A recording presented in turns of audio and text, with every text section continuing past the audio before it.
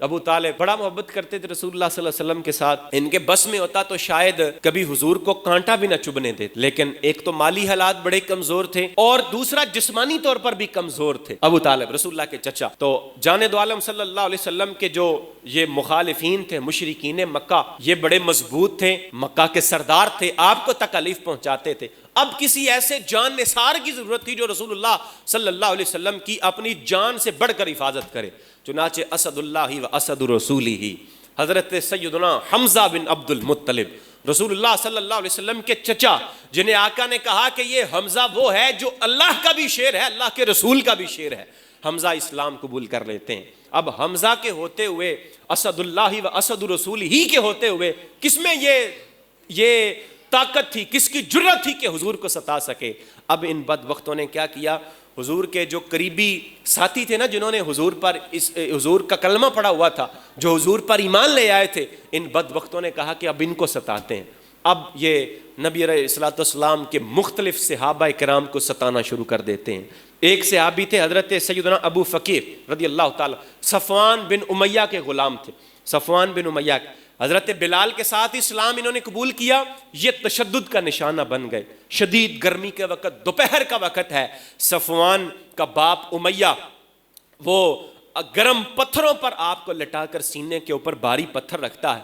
آپ کی زبان باہر آ گئی. اس وقت بھی ان سنگ دلوں کی تسکین نہ ہوئی، بلکہ اس کا بھائی پاس کھڑا تھا، وہ کہتا ہے، وہ اس کو مزید اکساتے ہوئے کہتا ہے، اس کو تب تک تکلیف پہنچاؤ جب تک محمد آ کر اس کو اپنے جادو کے بل پر چھڑا نہیں لیتا. معاذ اللہ، ستاؤ اس کو اور ستاؤ اور تکلیف پہنچاؤ. تو تشدد کرتے رہو اور انہیں ستاؤ، انہیں اور تکلیف پہنچاؤ. دوسرے سے آپ بھی حضرت خباب بن الارت رضی اللہ تعالی عنہ، ام انمار نامی خاتون کے یہ غلام تھے. حضرت سیدنا خباب بن الارت رضی اللہ تعالی عنہ دہکتے ہوئے انگاروں کے اوپر آپ کو لٹایا جاتا. آپ کو لٹایا جاتا تو آپ کے جسم کی چربی پگھل کر وہ سارے کے سارے کوئلوں کو بجھا دیتی. حضور صلی اللہ علیہ وسلم کی بارگاہ میں چلے جاتے. یا رسول اللہ، بڑا تکلیف کے اندر ہوں، آقا بڑی پریشانی کا عالم ہے. حضور نبی رحمت صلی اللہ علیہ وسلم نے آپ کے جسم اطہر کو دیکھا تو آپ کے جسم کے اوپر جس طرح کسی بندے کو برس کا مسر نہیں نکل آتا، جس طرح کسی بندے کو پھلویری نہیں ہو جاتی تو اس کے جسم کے اوپر سفید نشان پڑ جاتے ہیں، اس طرح آپ کے جسم کے اوپر نشان پڑے تھے.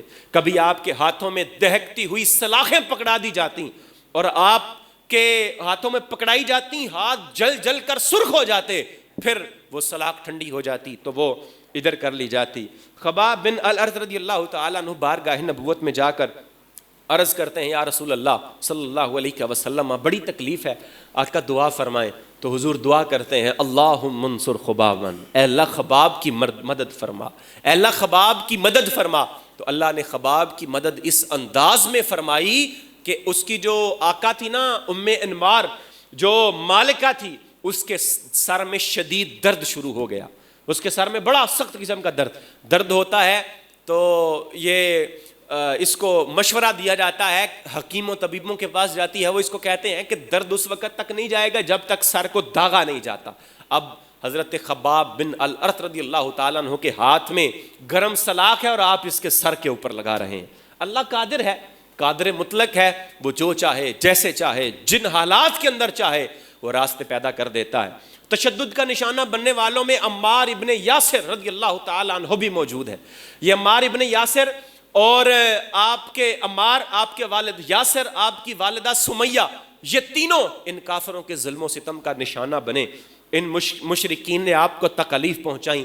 حضرت یاسر تشدد کی تاب نہ لاتے ہوئے شہید ہو گئے، اور آپ کی جو بیوی تھی حضرت سمیہ، آپ کو بھی کافروں نے آپ کی شرمگاہ کے اندر برچھی ماری، آپ بھی شہید ہو گئیں. اور حضرت عمار مدتوں تک زندہ رہے، تکالیف، پریشانیاں، مشکلات برداشت کرتے رہے، اور آپ کو لوہے کی زرہ پہنا کر سخت گرم دھوپ کے اندر لٹا دیا جاتا، آپ کے تن بدن کو آگ سے دہلایا جاتا. مدتوں یہ تکالیف برداشت کرتے رہے. حضور کی بارگاہ میں جاتے، جانے دو عالم صلی اللہ علیہ وسلم کی بارگاہ میں جا کر بتاتے، یا رسول اللہ یہ معاملات ہیں. تو مصطفیٰ کریم علیہ الصلوۃ والسلام آپ کے جسم کے اوپر ہاتھ پھیرتے اور فرماتے، یا نارو کونی بردًا وسلاما علی عمار کما کنت علی ابراہیم، اے آگ تو میرے عمار کے اوپر بھی اسی طرح ٹھنڈی اور سلامتی والی ہو جائے جس طرح ابراہیم کے اوپر ہوا کرتی تھی.